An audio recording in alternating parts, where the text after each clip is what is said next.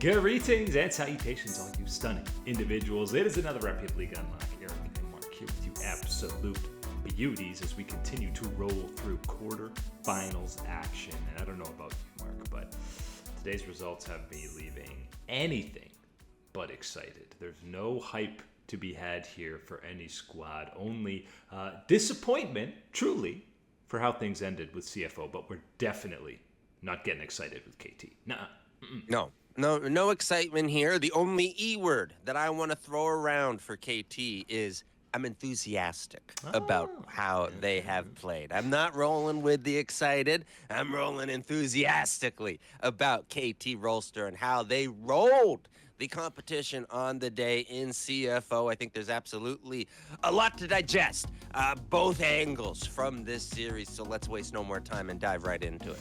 I mean, right from the teaser video, this was the theme of the day of HongQ saying, I'm a big fan of what you've done, BDD, you got a storied career, one of the best mid laners in the LCK, and yes, BDD showed him exactly why that was the case. Game one, probably, maybe the closest one, had a little bit of back and forth. You got to see moments of the aggression out of Doggo on the Corki that you thought maybe CFO would get back into this first game, but it was Dom again, holding strong on the Ezreal in this game. What you again wondered, what was one of the question marks heading into this series that you still wanted to know about KT Rolster was that just a simple flash in the pan, here it is, or was this going to be the long-lasting flavor of KT Rolster throughout this international event? The answer looks more so like it is going to be that long-lasting flavor because, yes, out of Game 1, Game 2, Game 3, Dom does deliver the performances that you wanted and have been seeing so far from him at the World Championship. Not to say doesn't get a lot of help from the rest of the squad, BDD, because a lot of big plays from the rest of the team as well.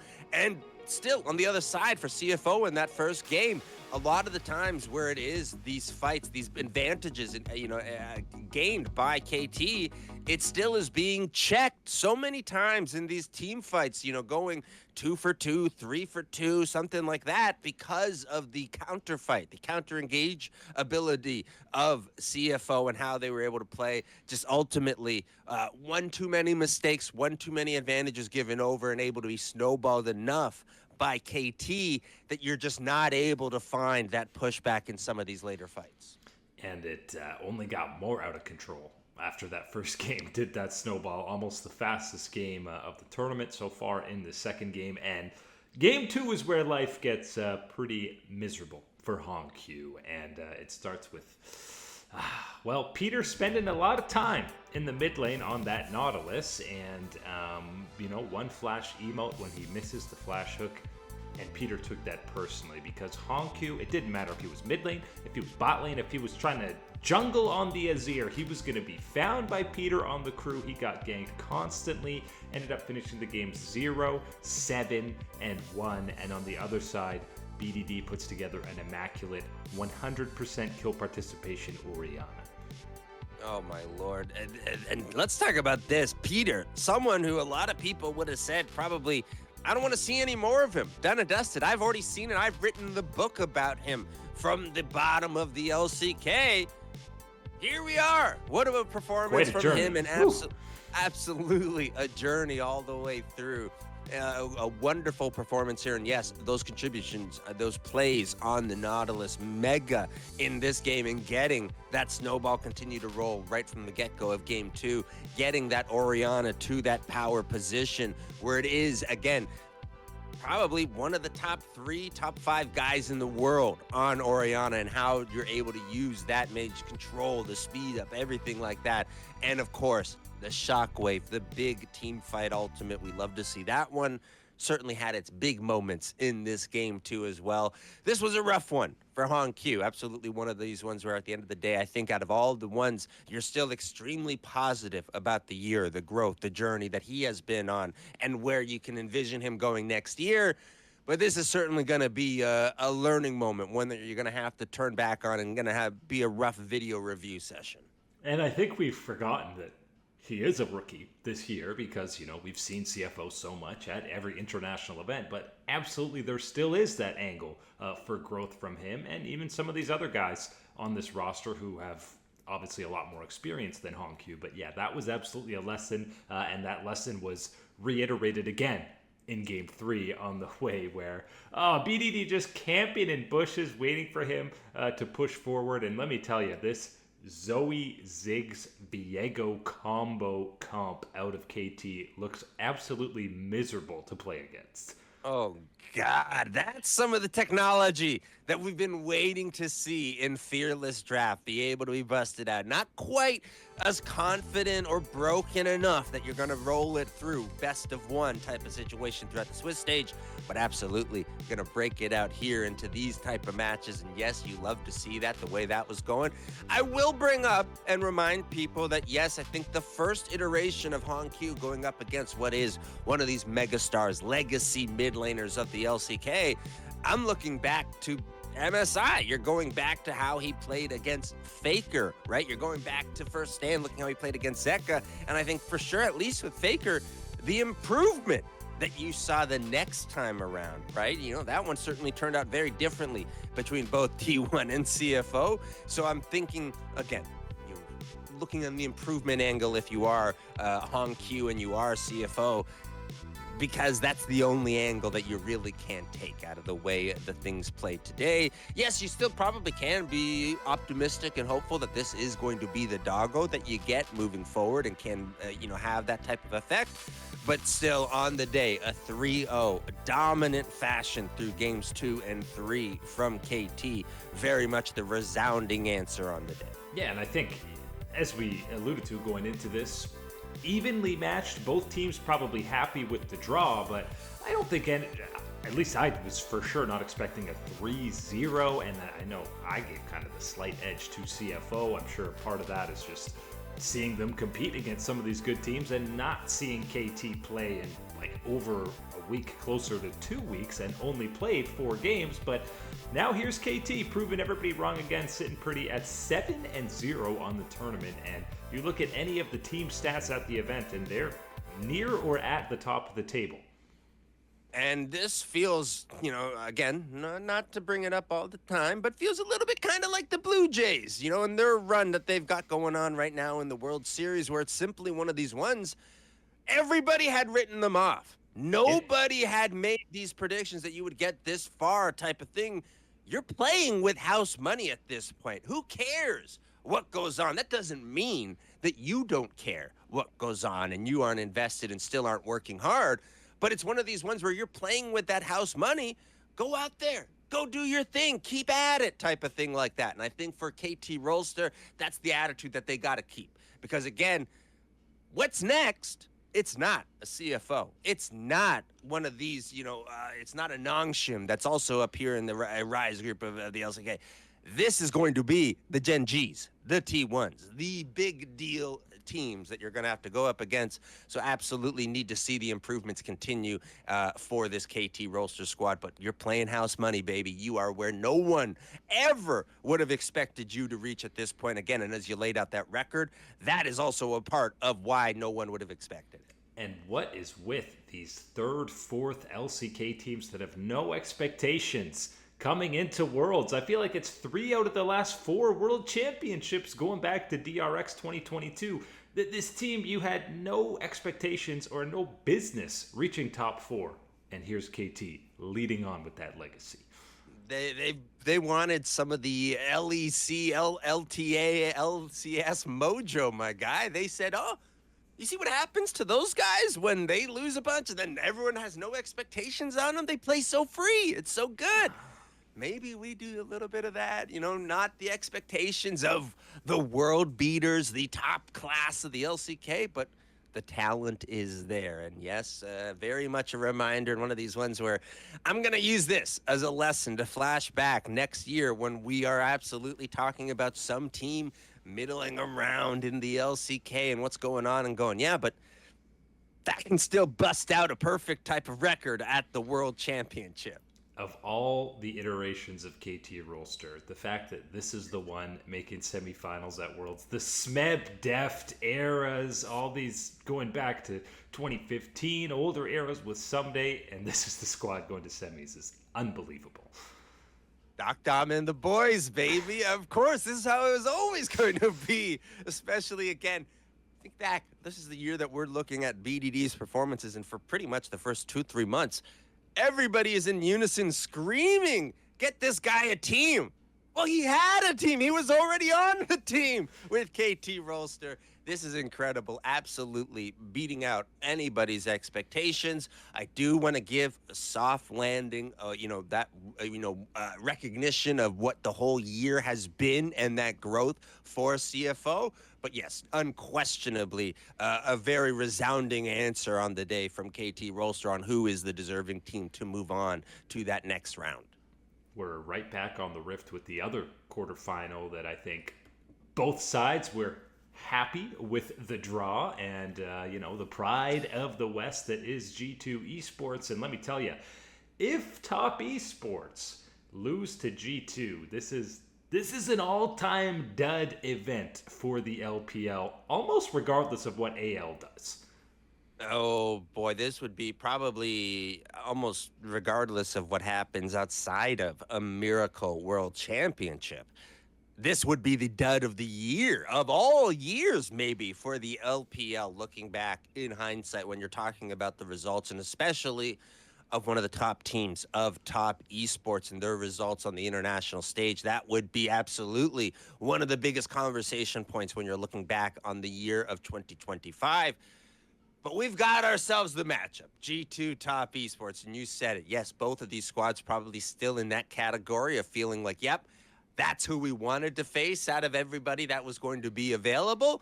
Now you got to prove it on Summoner's Rift. Push those advantages that you see that you have against one another. And I think for the big one, that'll all start in the mid lane for me. Of course, big story, big name, Caps in there for G2 and what he can deliver. I think the meta is absolutely there in his favor for the type of champions that are within the meta, close to the meta, or very far from the meta. It doesn't matter. With things like Anivia, he can bust him out and play him to that utmost degree, and one of the ones that will cause trouble on the other side for Cream. I think that's certainly one of the angles that you are seeing an advantage just in what you are, bringing to the table. And then once you're at the table, how you're going to play with it, I think you are feeling good about that matchup individually if you are G2.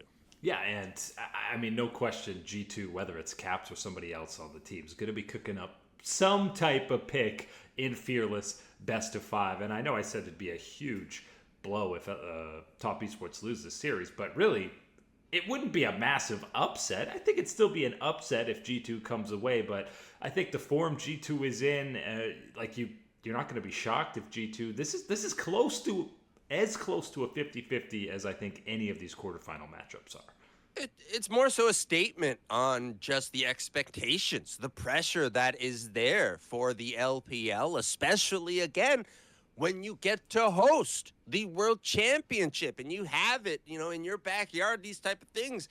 It doesn't happen every year. You got to wait a couple years for these type of opportunities, and not everybody's going to be invested or around for all of them. So yes, that pressure that is going to be there for that Top Esports team on that performance and exceeding and moving on through, that will be there and will be a factor if things start going sideways for this squad right away. I think that's something that I will be looking at. An advantage for Top Esports, though, has certainly got to be in the jungle. I don't care how much we think Skewmond has grown and improved and has been more of a factor in what goes right for G2 in the last 2 months or so. But when you look on the other side and you see what he is able to do, that is certainly someone that I don't want any business of. Yeah, and I think Kanavi is probably the only angle on Top Esports where you see a curveball coming in pick ban. The rest of the team has been pretty standard, pretty meta throughout the year, but especially as more and more carry champions in the jungle have popped up, Kanavi's the guy that, is last pick or first pick in some pick that could really throw G2 off early. And I think one of the other places that you would then be examining within this game, of course, you're going to have fireworks down in the bottom lane between Hansama and Jackie Love, two very high performance, high octane type of ADCs and the type of damage that they are able to give out for their teams. But I'm focusing in on the G2 angle and I'm saying, Broken Blade. BB, now is the time. You need to give us one of the signature moments of your career and deliver on the international stage in this type of matchup against what you will have on the other side in top esports, because that will be a solid wall, someone that will deliver performance and give a contribution to a base level for top esports. You need to be extra. You need to be that unique angle as well. I need to see the Broken Blade that we have seen storm through the LEC and rewrite the top lane. And that was a couple 999 performances we were getting out of 369 to eliminate Bin and BLG in their qualification for quarters. So yeah, absolutely gonna have his work cut out for him, Will Broken Blade. But it's really, since that FlyQuest series, the mental went so opposite, right? With FlyQuest, we talked about them, tilted off the face of the earth. G2, the confidence is buzzing. It has been buzzing since they won the summer split, but especially, I think, beating FlyQuest, you saw like a wave of relief rush over this squad, who had, let's face it, it's been, 5 years since G2 made it to the quarterfinals. A theme of the day, talking about pressure, playing without pressure type of situation. Getting that head-to-head win against North America. Redemption for the failure against NRG all those years ago, which really started the downslide of the LEC, especially in regards to the head-to-head against North America. Yes, you get that pressure off your shoulders, and I think a little bit of it as well is getting that confidence, getting that belief in yourself as an individual on the team and as the team's execution on stage, I think, as well, is where you're seeing that confidence grow and really belief in self-belief for this team. Something that can be extremely strong and unpredictable when you are heading into a series is that level, that advantage that you do gain from having that confidence. And again, lack of pressure on this G2 squad where, yes, there is aspirations, there is some degree of heat on them to put out a good performance against top esports, but it still is nowhere near the levels that I think, again, some of these veterans have experienced within this very roster when you're talking about Caps, Broken Blade as well. It won't be considered a massive upset, but it'll be a bigger disappointment if Top Esports loses versus if G2 are the ones coming away with the L in the quarterfinals.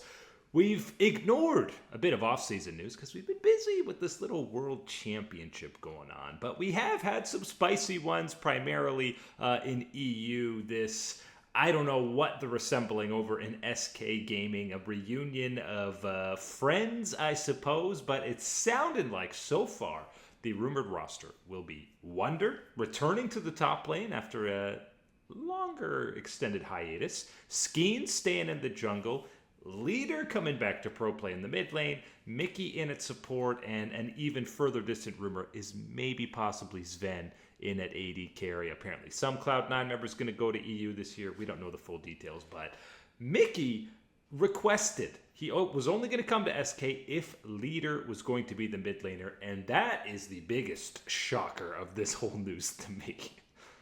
Now, I will say, if anything I have learned this year or become more certain of this year is that, one, I do trust Mickey within the LEC and what type of work ethic, what he wants, what he can envision as success. I view that as certainly one angle of possibility.